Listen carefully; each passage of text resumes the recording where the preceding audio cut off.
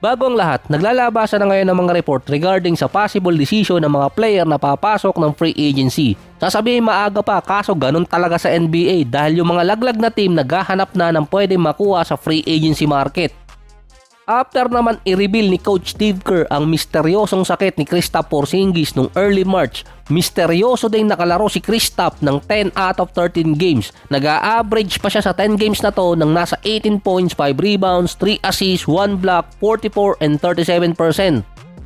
Usual number ni Kristaps Porzingis. Ang tinuro kasi niyang rason kung bakit siya nakabalik ulit at nakalaro dahil kay Rick Celebrini, ang director ng sports medicine ng Golden State.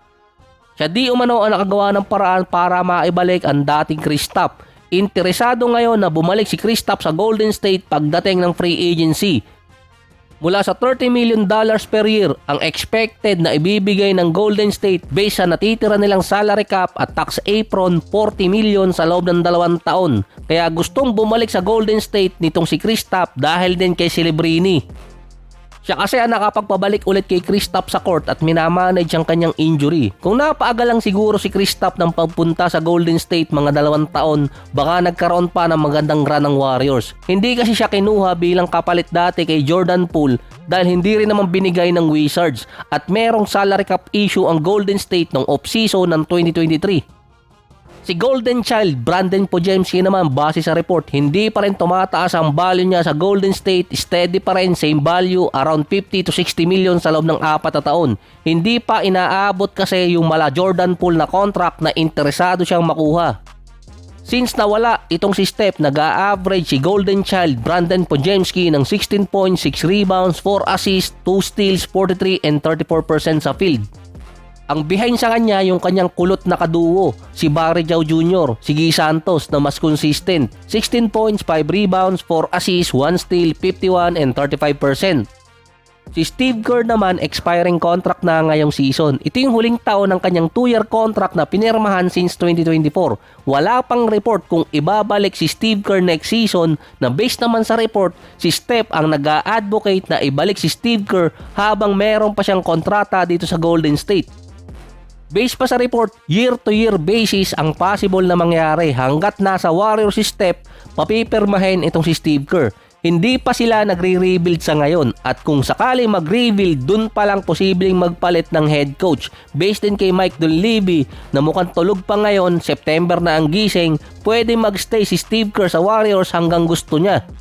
Meron di umanong feud si Steve Kerr at si Joe Lacob dahil kay Kuminga na hindi na-develop at nung malipat sa Atlanta Hawks na gamit nila ng maayos. Biniblame di umano ni Joe Lacob si Steve Kerr na yung project star niya hindi na pakinabangan ng Golden State at nakikinabang ang Atlanta.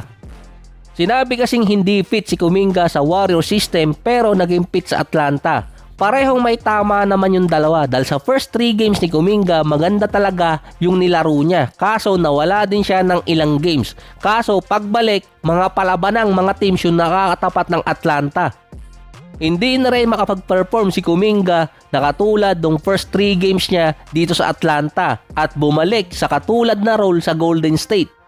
Nakakascore lang ng mataas si Kuminga kapag butaw ang kalaban ng Atlanta. Nag-a-average siya ng 11.6 rebounds, 2 assists, 45 and 40%. Tumaas ang percentage niya, bumaba ang average. After imak ng Atlanta Hawks na nagpasalamat sila sa Golden State dahil kay Kuminga, ngayon naman mukhang natauhan yung Atlanta na hindi talaga consistent si Kuminga para sa bigger role. Na lumalabas, pang role player talaga si Kuminga na mas better siya sa role na to kumpara sa hinahabol niyang all-star level. Bumalik ulit ang problem na kapag kasama ni Kuminga yung star player ng isang team, nawawala yung spacing. Katulad ni Jalen Johnson na star ng Hawks, kasama pa doon itong si Alexander Walker. Kinukonsider na bitawan din ng Hawks ang kontrata ni Kuminga para i-sign pa ng longer contract. Hindi nga lang alam kung pasok sa gusto ni Kuminga na $30 to $40 million per year. Siguro naman matatauhan din si Kuminga dahil sa nangyari kay Cam Thomas na hindi tinanggap yung in-offer ng Brooklyn, kinuha yung qualifying offer tapos binitawan. Nung mapunta naman ang Bucks, hindi rin naman siya nagtagal dun o natapos ang season, binitawan din. Sa ngayon, 6-man position ang posibleng ibigay pa rin ng Atlanta Hawks kay Kuminga. Hindi nga lang alam kung mag-a-agree pa siya dun. Sa ngayon, hindi rin alam kung sino mas panalo sa trade. Golden State ba dahil itong si Kristaps umaangat ulit ang average, or itong Atlanta Hawks na si Kuminga bumababa at hindi rin alam kung anong tamang role para sa kanya.